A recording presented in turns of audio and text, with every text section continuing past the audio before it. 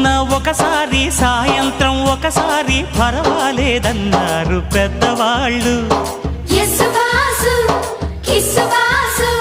సావిట్లో ఒకసారి సందిట్లో ఒకసారి చలి కాగాలన్నారు చిన్నవాళ్ళు.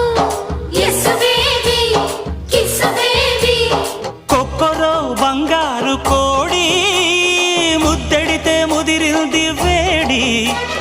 పిల్లగో చూశాని నాడి అదిరింది కన్నెబాడి.